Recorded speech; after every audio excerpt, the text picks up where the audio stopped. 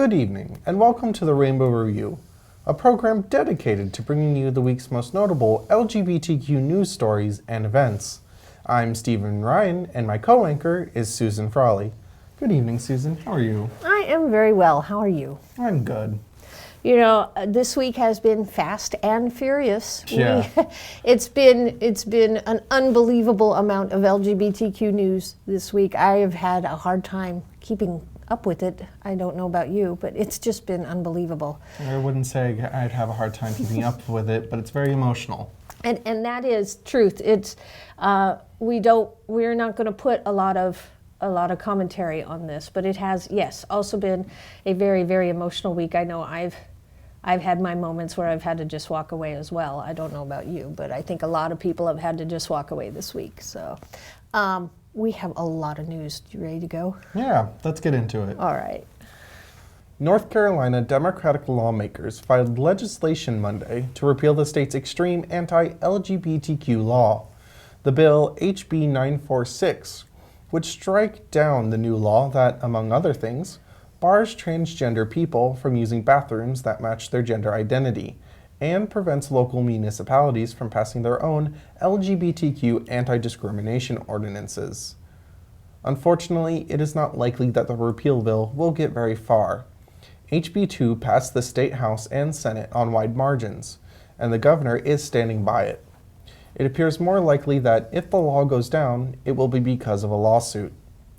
Groups like the American Civil Liberties Union and Lambda Legal are challenging it in federal court, arguing that it is unconstitutional because it violates the equal protection and due process clauses of the 14th Amendment. On April 25th, a coalition of civil rights, faith, and business leaders delivered more than 150,000 signatures to the governor's office, urging a repeal of the law. Hundreds of demonstrators showed up to North Carolina's State House on Monday to bash a law curtailing protections for LGBT people and limiting public bathroom access for transgender people. On Monday morning, about 200 people gathered on the grounds of the old Capitol building to hear speakers denounce the highly criticized law. The protesters also carried cardboard boxes that were reportedly holding about 180,000 pro-repeal signatures on a petition for delivery to Governor Pat McCrory, whose office sits within the Capitol building. By mid-afternoon, the number of demonstrators had swelled to between 600 and 800. A North Carolina legislative leader on April 20th said that he doesn't see the need to repeal or revise a law that limits protections for the LGBTQ community. At a news conference, State Senate leader Phil Berger referred to the new law as our common sense bathroom safety bill for its measures governing transgender bathroom access in many public buildings.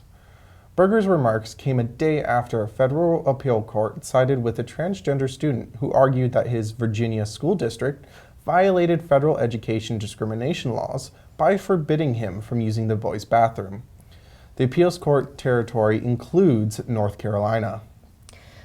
Mara Keisling, the head of the National Center for Transgender Equality, used the women's restroom in North Carolina Governor Pat McCrory's office on April 25th while working to repeal HB 2. She then posted a photo commemorating the event on Facebook. Keisling was arrested later in the day, along with about 54 other protesters, as part of a peaceful sit-in. She says that what the law has succeeded in doing is unleashing a level of hate against trans people that we haven't seen in some time. NBA Commissioner Adam Silver is now speaking out more forcefully against North Carolina's anti-LGBTQ law, saying it may have an effect on next year's All-Star game set to be played in the state.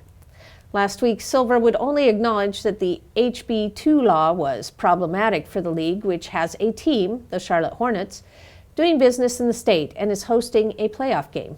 Silver told ESPN's Mike and Mike show that he does not want to give the state ultimatums, but the league does want the law repealed or changed. He said that they know what's at stake in terms of the All-Star game, but at least at the moment, constructive engagement on our part is the best way to go, as opposed to putting a gun to their head and saying, do this or else. A scuffle broke out with adult protesters over a new gender-neutral bathroom at a Los Angeles high school. The principal, Martin Gomez, praised his students Wednesday as trailblazers for campaigning to install the restroom. He He also said that he is proud of students for their efforts to establish the first multi-stall, gender-neutral restroom at the Los Angeles Unified School District, the nation's second largest school district. He dismissed the protesters as a small group trying to discredit the brave actions of our students. However, Sergeant Edwards Bernal with the Los Angeles School Police Department said the protesters were members of the Westboro Baptist Church, an anti-gay group. Students leaving the school on April 19th tussled with protesters dressed in black and yelling from a bullhorn. A video of the brawl aired on KABC TV showed one person punching another on the ground while onlookers yelled and other students were held back.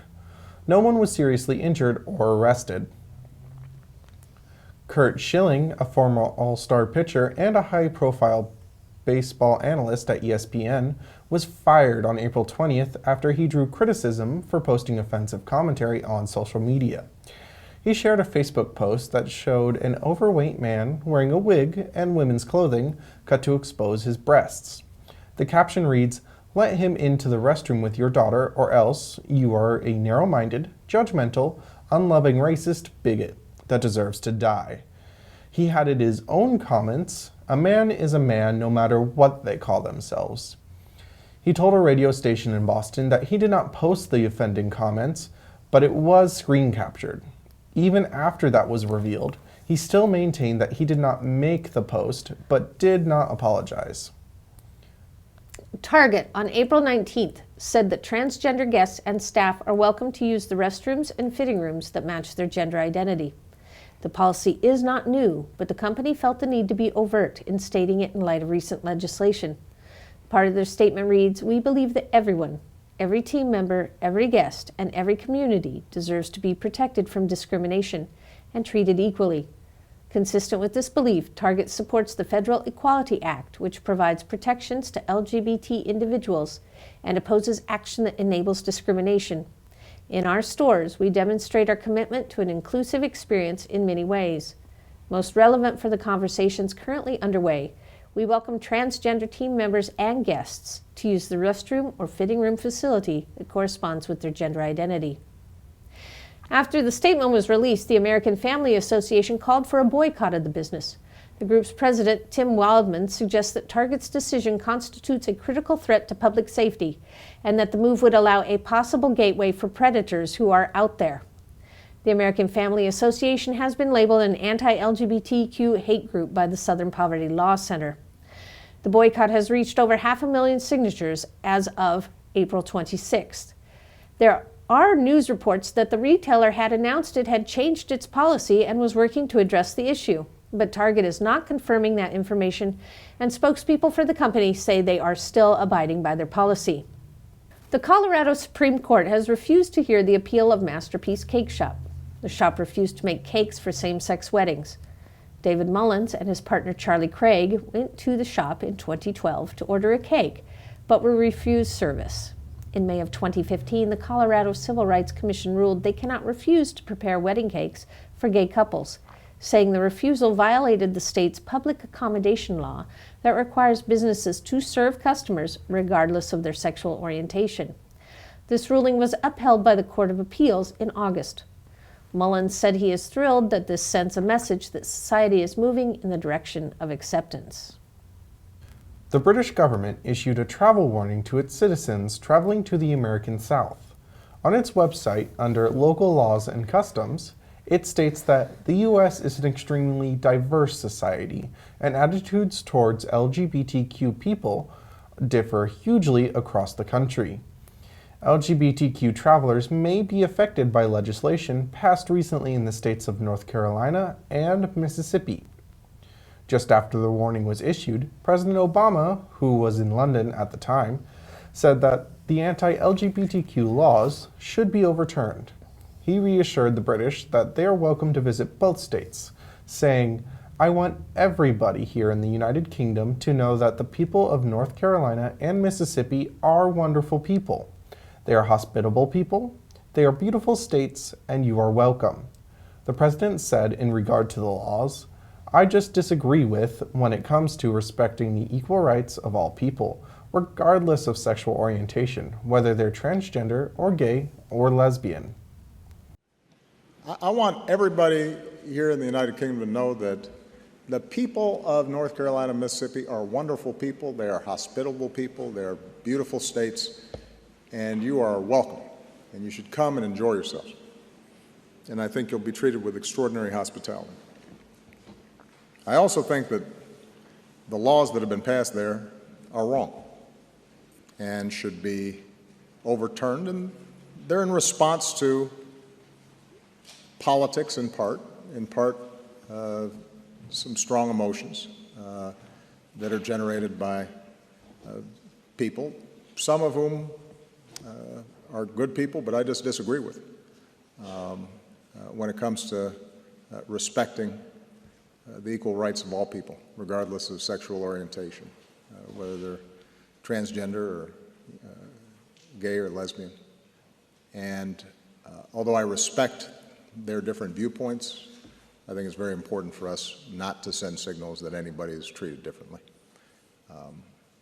And I think it's fair to say that we're not unique among countries where, particularly under a federal system in which power is dispersed, that there are going to be some localities or local officials that put forward laws that aren't necessarily reflective of a national consensus. But if you guys come to North Carolina or Mississippi, everybody will be treated well. At a town hall meeting on the Today Show on April 21st, Donald Trump expressed support for the trans community. He said that North Carolina did something that was very strong and they're paying a big price and there's a lot of problems. He also said that people go, they use the bathroom that they feel is appropriate. There has been so little trouble, and the problem with what happened in North Carolina is the strife and the economic punishment they're taking. Mr. Trump was specifically asked, so if Caitlyn Jenner were to walk into Trump Tower and want to use the bathroom, you would be fine with her using any bathroom she chooses. And Trump answered without hesitation, that is correct. He then went on to say that there's no need to have transgender-specific toilets because that would be discriminatory and unbelievably expensive for businesses and for the country. He ended off his answer with, leave it the way it is. But less than 24 hours later, he changed his position.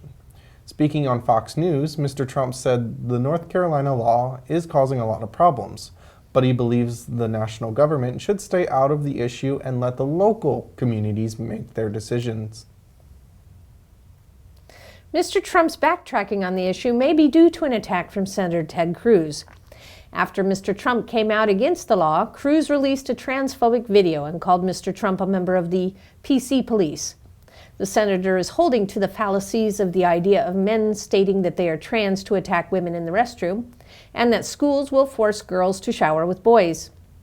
He told Glenn Beck, "You've got the Obama Education Department suing to try to force junior highs to let teenage boys shower with teenage girls. That's crazy. That's not a reasonable position, and it is simply crazy." He also stated that opposition to North Carolina Governor Pat McCrory's anti-LGBTQ law was the lunacy of political correctness. Here is the video.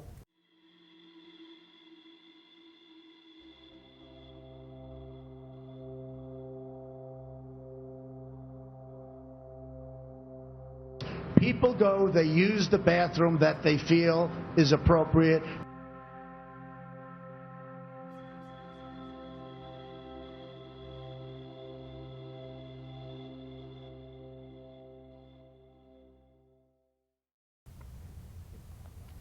There is also more news concerning Republican candidate Ted Cruz. On April 18th, he appeared on ABC's Good Morning America, where he was asked about gay marriage by an audience member. The question was from Todd Colon, who identified as gay and as a lifetime Republican. He asked, "What would you, as president, do to protect me and my husband from that institutionalized discrimination?" The candidate never addressed the question directly, but spoke about religious freedom. In response, Mr. Colon said that what he heard from the candidate was, Ted's definition of religious freedom places religion above the law.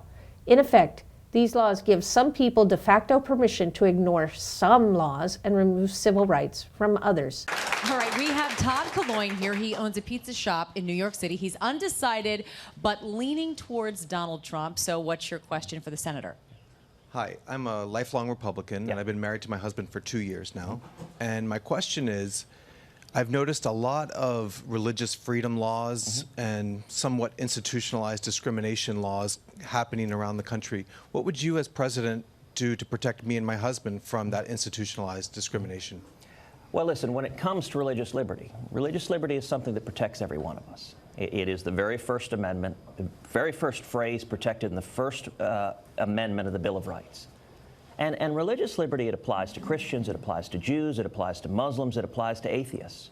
And all of us, we want to live in a world where we don't have the government dictating our beliefs, dictating how we live. We have a right to live according to our faith, according to our conscience. And that freedom ultimately protects each and every one of us. And we shouldn't have the right to force others to knuckle under and give up their faith and give up their belief. And for me, I mean, I have spent my entire adult life fighting to defend religious liberty, fighting to defend the freedom of every one of us to seek out and worship God. And I think keeping government out of the way of your lives protects the freedom of every one of us. But when you talk about freedom, what he's referred to with his husband, a lot of people would say, doesn't everybody have the freedom to be treated equally? Don't we all have the freedom to be equal?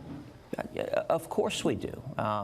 And the First Amendment protects everyone equally. It protects our faith. It protects the faith of an Orthodox Jew to follow his or her faith without the government getting in the way and regulating kosher delis and restricting what can be served. It protects the freedom of all of us. You know, you supported a constitutional amendment that would have the effect of overturning the Supreme Court decision on gay marriage. So what would that mean for couples like Todd and his husband who already are married? Well, listen, I am a constitutionalist, and under the Constitution, marriage is a question for the states. That has been the case from the very beginning of this country, that it's been up to the states. And so if someone wants to change the marriage laws, I don't think it should be 5 unelected lawyers down in Washington dictating that. And even if you happen to agree with that particular decision, why would you want to hand over every important public policy issue to 5 unelected lawyers who aren't accountable to you, who don't work for you? Instead, if you want to change the marriage laws, convince your fellow citizens to change the laws. And by the way, it may end up that we've got 50 states that the laws in one state may be different than another state, and we would expect that. We would expect the people of New York to adopt different laws, perhaps, than the people of California or Texas or Florida. And that's the great thing about a big, diverse country, is that we can have different laws that respect different values. And now, here's this week's community calendar. Every Wednesday at the Maltese is Wednesday. And on May 11th, which is on Wednesday, the Maltese is hosting $2 Blowout, an event which features $2 drink specials. The event starts at 10 p.m. On May 22nd, the Maltese and the Imperial Court are hosting Red and Wild Strawberry Fields Forever. Doors open at 3 p.m. with a $10 entrance fee. This event is 21 and over and will consist of contests, a drag show, and many things strawberry. Part of the proceeds will go to help those with HIV and AIDS. And here is the Stonewall meeting schedule. On the first Monday of each month, Ally Zone meets from 6 to 7 p.m. On the second Monday of each month, Safe Talk meets from 6 to 7 p.m. Every Wednesday, Say a local LGBTQ support group from people between the ages of 18 to 35, meet from 6:30 to 8 p.m. Every Thursday, Say Teens, a LGBTQ support group for people between the ages of 14 to 17, meets from 3:30 to 5 p.m. And Transgender Stonewall meets on the same day from 6 p.m. to 8 p.m. All events are hosted at the Chico office. First Lady Michelle Obama gave a speech at Jackson State University in Mississippi on April 23rd. In the speech, she encouraged students to defend LGBTQ rights. Right here in Mississippi, just 2 weeks ago, how swiftly progress can hurtle backward. How easy it is to single out a small group and marginalize them because of who they are or who they love. So we've got to stand side by side with all our neighbors. straight, gay, lesbian, bisexual, transgender, Muslim, Jew, Christian, Hindu, immigrant, Native American, because the March for Civil Rights isn't just about African Americans, it's about all Americans. It's about making things more just, more equal, more free for all our kids and grandkids. That's the story you all have the opportunity to write. That's what this historic university has prepared you to do. So graduates, here is my challenge to you today. I want you to honor the legacy of our past by making your mark on the future. 1 Million Moms is calling for a boycott of the television show Once Upon a Time. On April 17th, the show aired an episode in which Ruby, from Little Red Riding Hood, kissed Dorothy from The Wizard of Oz to bring her back to life with a true lover's kiss. The hate group's statement was that homosexuality continues to be overrepresented in the media because producers want people, and especially kids, to think it's normal and everyday life. In reality, that is their fairy tale.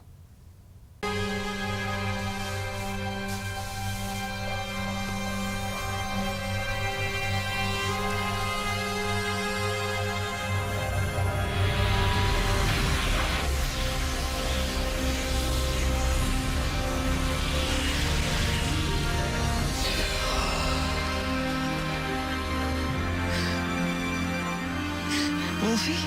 Kansas? Out! Out! Out! Well, you left without saying anything. I was afraid I couldn't lose you to Zelina. Well, yeah, but I almost lost you. You didn't. You came back for me. I always will.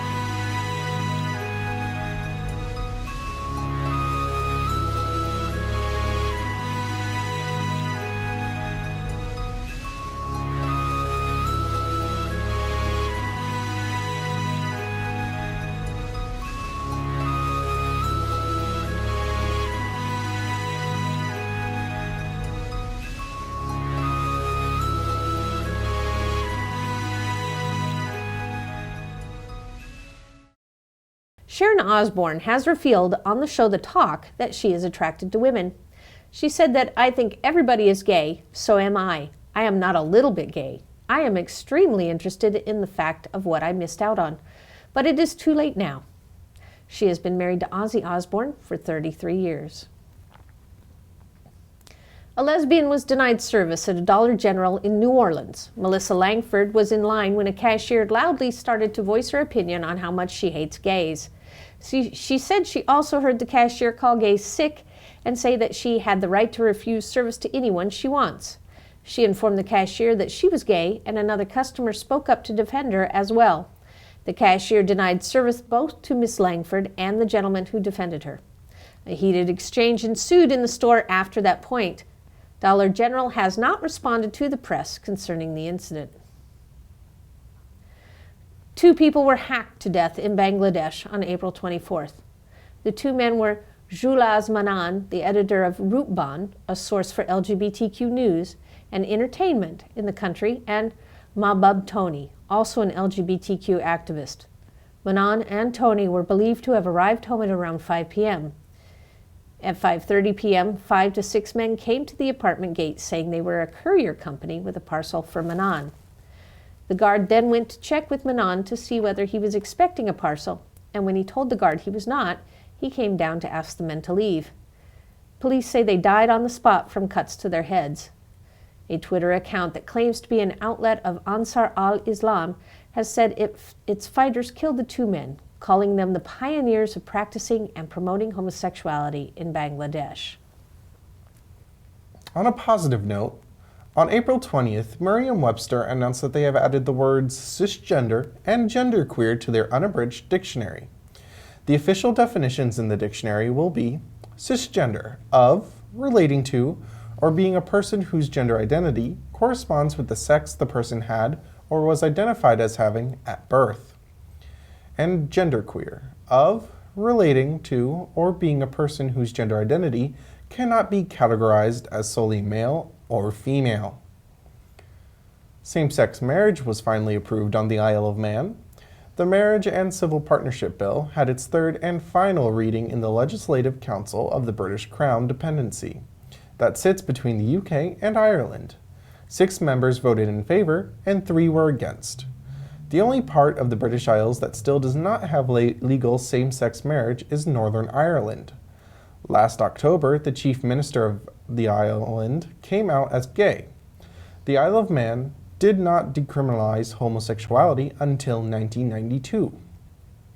A more than 50-page paper was published in the Journal of Psychological Science in the public interest that covers the evidence on everything from the prevalence of homosexuality to theories on sexual fluidity in women.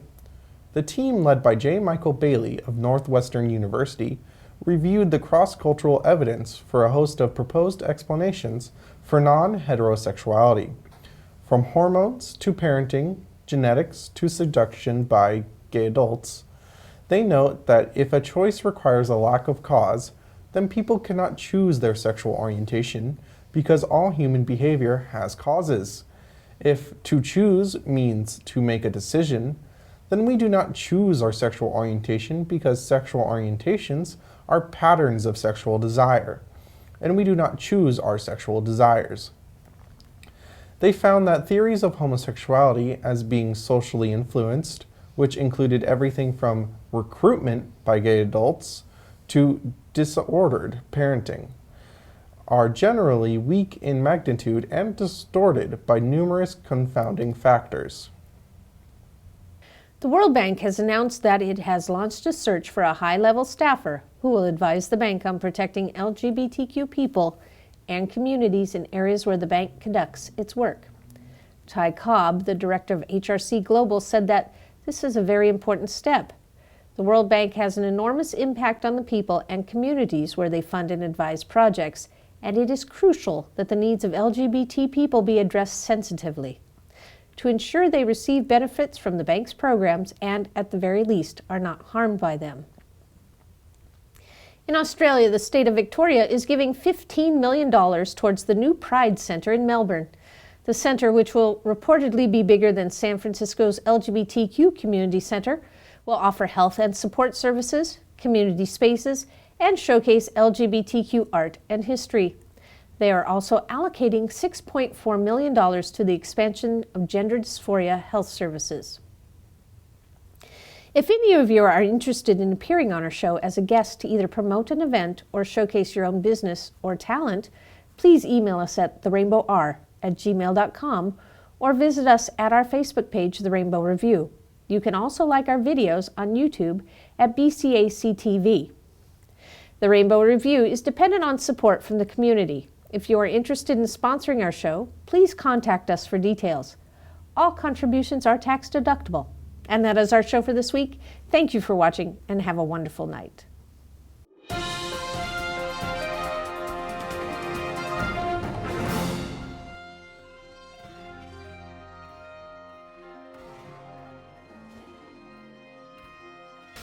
Now let's hope we can pad it out with the videos, because that was a lot of news. That was a lot of news. So I'm hoping maybe we've got like 20 minutes or so of news. Maybe 22, and then we've got videos, and then the bloopers.